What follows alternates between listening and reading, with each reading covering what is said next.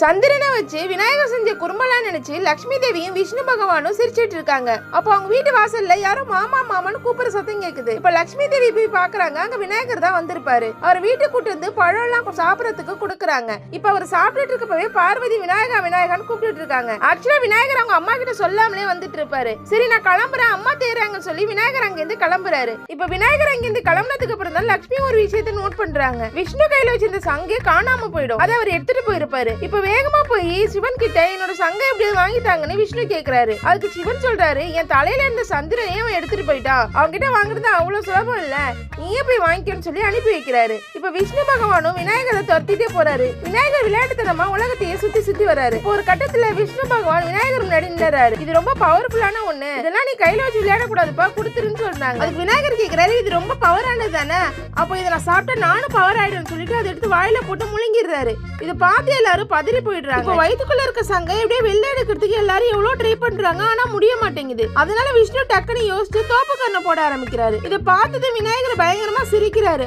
அப்ப ஒரு வயிற்றுக்குள்ள இருந்த சங்கு வெளியே வந்துருது. இப்ப பெருமாளும் அதை எடுத்துட்டு தப்புச்சண்டா சாமின்னா அங்கிருந்து கிளம்பிடுறாரு. உங்களுக்கு இந்த வீடியோ பிடிச்சா லைக் பண்ணுங்க. இந்த மாதிரி வீடியோஸ் பார்க்க மறக்காம நம்ம சேனலை சப்ஸ்கிரைப் பண்ணுங்க.